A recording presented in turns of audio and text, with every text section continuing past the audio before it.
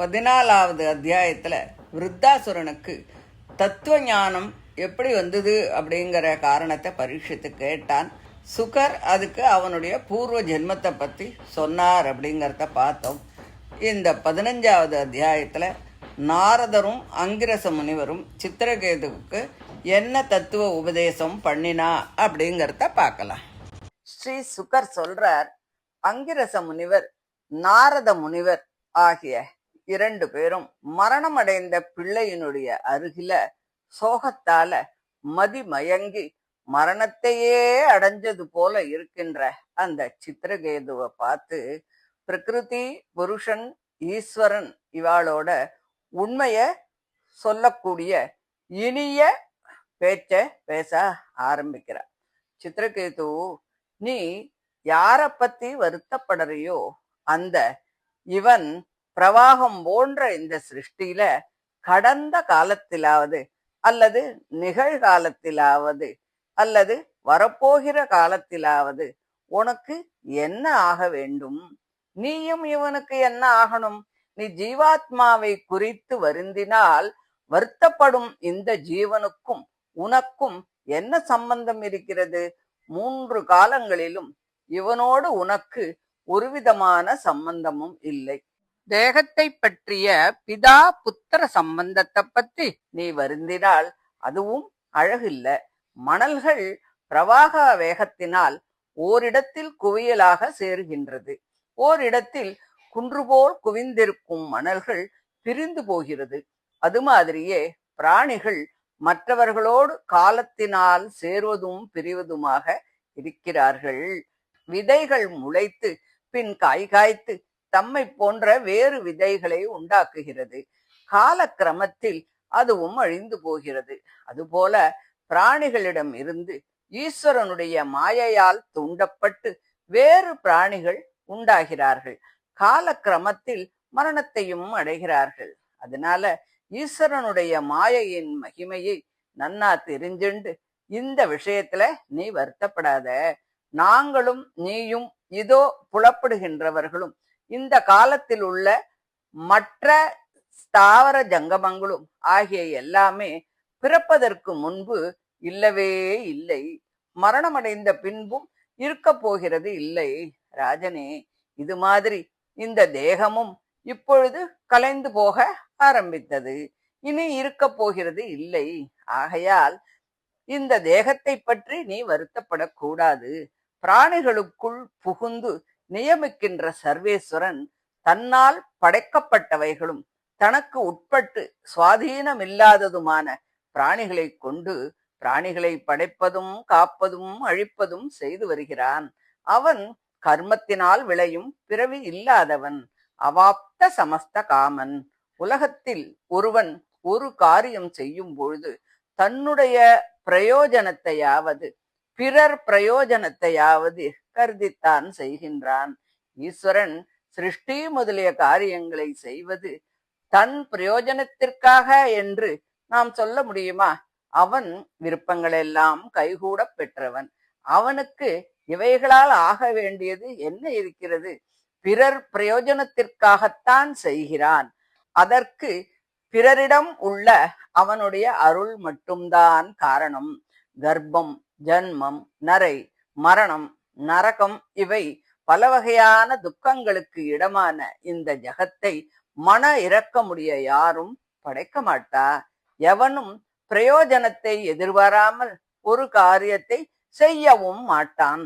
அப்படின்னா ஈஸ்வரன் அவாப்த சமஸ்த காமன் என்பது வாஸ்தவம்தானே. அவன் தன் பிரயோஜனத்திற்காக சிருஷ்டிப்பது இல்லை. சம்சாரம் பல துக்கங்களுக்கு இடமாகிறது. அதனால் பிறர் பிரயோஜனத்திற்காக சிருஷ்டிக்கிறான் என்றும் சொல்ல முடியாது. இருந்தாலும் பாலகர்கள் விளையாடுவது போல ஈஸ்வரன் எந்த பிரயோஜனத்தையும் எதிர்பார்க்காமலேயே சிருஷ்டிக்கிறான். ஈஸ்வரனுடைய சிருஷ்டிக்கு அவன் விளையாட்டே பிரயோஜனமாகிறது. ஆனாலும் கூட பிராணிகளை மேன்மையும் தாழ்மையுமாகத்தான் படைக்கிறான். அதனால் அவனுக்கு பட்சபாதமும் பல வகையான துக்கங்களை தருவதால் மன இரக்கம் இல்லாமையும் உண்டாகுமே என்று சந்தேகப்படவும் வேண்டாம். அவன் ஜீவாத்மாக்களினுடைய கர்மங்களை அனுசரித்து மேன்மை தாழ்மைகளையும் சுகதுக்கங்களையும் விளைவிக்கிறான். அவனுக்கு பக்ஷபாதமாவது மன இரக்கமில்லாமையாவது ஏற்படவே ஏற்படாது. மன்னவனே, பூமியில் போட்ட விதையிலிருந்து வேறு விதைகள் உண்டாவது போல ஜீவனுடைய தேகம் தந்தையின் தேகத்தினால் மாதாவின் தேகத்தினால் உண்டாகிறது. அக்னிக்கு உஷ்ணம் போலவும் ஜலத்திற்கு குளிர்ச்சி போலவும் தேகத்திற்கு மரணம் அடைவது இயற்கையான சுவாவம்தான். அதனால் அதை பற்றி யோசிக்கவே கூடாது. ஜீவன் என்றும் ஒரே மாதிரி இருப்பவன், நித்யானந்த ஸ்வரூபன், புருஷர்களால் ஆசைப்படத் தகுந்தவன். அத்தகைய ஜீவனுக்கு தேக சம்பந்தம் அனாதியான அவிவேகத்தினால் ஏற்படுகிறதே தவிர அது சுவாபாவிகம் இல்லை.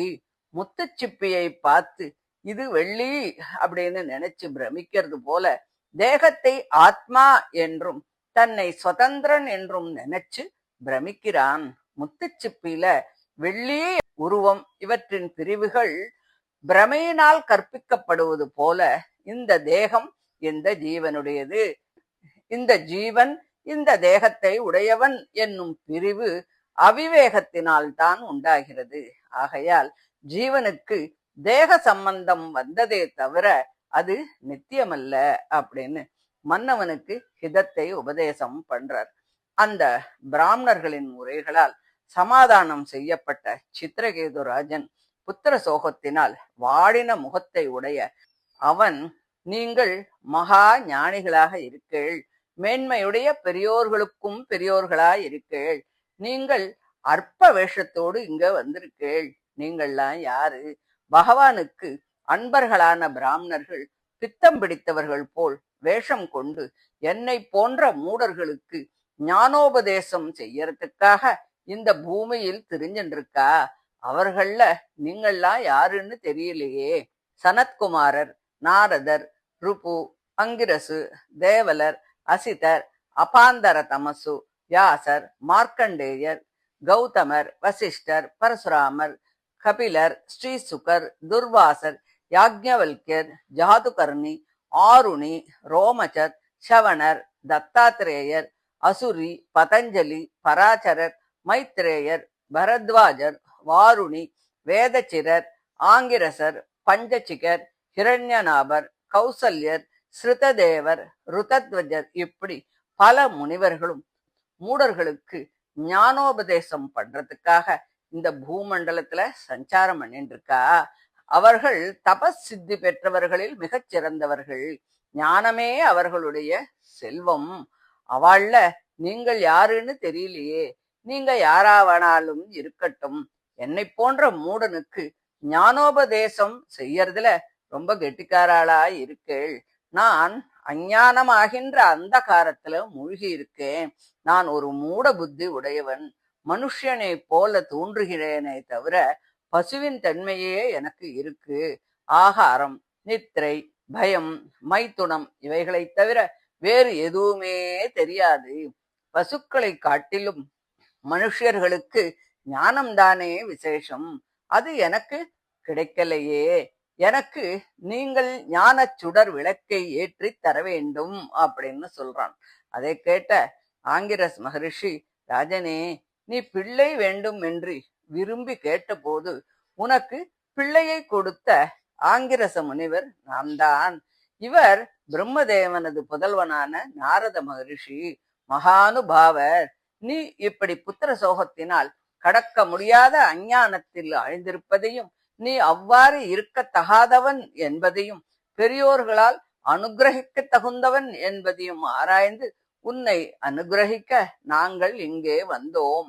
பிரபு, பிராமண குலத்திற்கு க்ஷேமம் செய்பவனும் பகவானிடத்தில் பக்தி உடையவனும் ஆகிய உன்னை போன்றவன் துக்கப்பட வேண்டியவன் அல்ல. முன்பு வந்தது போல இப்போது உன் கிரகத்திற்கு வந்திருக்கும் நான் உனக்கு ஞானத்தை உபதேசம் பண்றேன். நீ முன்பு பிள்ளை வேண்டும் என்று ஆசைப்பட்டாய். அதை அறிந்து நான் அப்பொழுது உனக்கு பிள்ளையை கொடுத்தேன். ராஜனே, பிள்ளை பெற்றவர்களுக்கு நேரும் பரிதாபத்தை நீ ஏன் நேரில் அனுபவிக்கின்றாய் அல்லவா? இது போலவே மனைவி, மனை, பணம், ஐஸ்வர்யங்கள், சப்தாதி விஷயங்கள், ராஜ்ய போகங்கள் இவையெல்லாம் நிலையற்றவைதான். ராஜனே, பூமண்டலத்திற்கெல்லாம் பிரபுவாக இருத்தல், யானை, குதிரை முதலிய சதுரங்க பலம், கருவூலம், வேலைக்காரர்கள், மந்திரிகள், நண்பர்கள் இவையெல்லாம் கந்தர்வ நகரம் போலவும் சொப்பனத்தில் காண்பவை போல நிலையற்றவைகள். அவை சோகம், மோகம், பயம் இவைகளைத்தான் தருகிறது. ஆகாசத்திலே தோன்று அழியும் நகரத்தை போன்றது. சொப்பனத்தில் கட்டும் மனக்கோட்டைதான். சொப்பனத்தில் காணும் பொருளும் நாம் விழித்து கொண்டிருக்கும் பொழுது அனுபவிக்கும் பொருள்களும் மனதிலிருந்துதான் உண்டாகிறது. அது எப்படி என்றால், நாம் அனுபவிக்கும் வஸ்துக்கள் எல்லாம் ஜென்மாந்தரத்தில் செய்த கர்மங்களின் பலனாகவே கர்ம வாசனையினால் ஜீவன் கர்மங்களையே நினைச்சுட்டு இருக்கான். அம்மனத்தினால் தூண்டப்பட்டு மறுபடியும் கர்மங்களை செய்கிறான். அதனால் அந்த கர்மங்களின் பலனாக ஏற்படும் வஸ்துக்கள் மனதிலிருந்து உண்டாகின்றவைதான். பிருத்திவி முதலிய பஞ்ச பூதங்கள் ஞானேந்திரிய கர்மேந்திரியங்களின் சமுதாய ரூபமான இந்த தேகம் ஜீவனுக்கு ஜென்மாந்தரத்தில் செய்த கர்மங்களின் பயனாக பல வகை வருத்தங்களை அனுபவிப்பதற்காகவே ஏற்படுறது அப்படின்னு சொல்லி அவர் சொல்றார். முதல்ல அனாதி வாசனையோடு கூடின மனதினால் சப்தாதி விஷயங்களை மனுஷன் சிந்திக்கிறான். அந்த சிந்தனையினால் அவற்றை அடைவதற்கு உரிய புண்ணிய பாப கர்மங்களை எல்லாம் பண்றான். அந்த கர்மங்களால் சுகதுக்கங்களை அனுபவிப்பதற்கான தேகத்தை பெறுகிறான். அந்த தேகத்தினால் முன் ஜென்மத்தில் செய்த கர்ம பலன்களை அனுபவித்துக் கொண்டே மறுபடியும் சப்தாதி விஷயங்களையே சிந்திக்கிறான். அந்த சிந்தனையால் மறுபடியும் கர்மங்களை செய்கிறான். ஆகையால் ஜீவன் அனுபவிக்கும் வஸ்துக்கள் எல்லாம் மனதிலிருந்துதான் உண்டாகிறது. இப்படி பிள்ளை, பெண்டீர் ஆகிய இவை அனைத்துமே சொப்பனத்தில் கண்ட வஸ்துக்களைப் போல நிலையற்றவைதான். அதனால் மனக்கலக்கமின்றி தேகாதிகளை காட்டிலும் விலக்ஷணனும் ஞானானந்த ஸ்வரூபனுமாகிய ஆத்மாவின் சொரூபத்தை அறிந்து கொண்டு தேகத்தில் ஆத்ம அபிமானத்தை துறந்து வைராகியத்தை ஏற்றுக்கொள் அப்படின்னு சொல்றார். இப்போ சித்திரகேதுவை பார்த்து நாரத முனிவர் பேச ஆரம்பிக்கிறார். ராஜனே, நான் ரகசியமான ஒரு மந்திரத்தை உபதேசம் பண்றேன். இதை நீ மன ஊக்கத்துடன் பெற்றுக்கொள். இதை மறவாமல் தியானித்தால் 7 நாட்களுக்கு பிறகு பிரபுவான சங்கர்ஷண பகவானை நீ காண்பாய். ராஜனே, அவருடைய பாத மூலத்தை பணிந்து ருத்ரன் முதலிய பெரியோர்கள் 2 வகையான பிரமத்தையும் கடந்து அப்பொழுதே இணையெதிர் இல்லாத அவருடைய மகிமையையும் அடைந்தார்கள். நீயும் சீக்கிரத்தில் மேலான அந்த மகிமையை அடைவாய் என்று சொல்லி இந்த 15வது அத்தியாயத்தை முடிக்கிறார். இதை தொடர்ந்து 16வது அத்தியாயத்துல நாரத முனிவர் மரணம் அடைந்த பிள்ளையின் வார்த்தைகளால் அந்த ராஜனை தெளிவித்து அவனுக்கு வித்யோபதேசம் பண்றார் அப்படின்னு சொல்றார். அதை அடுத்த ஆடியோல பார்க்கலாம். தேங்க்யூ.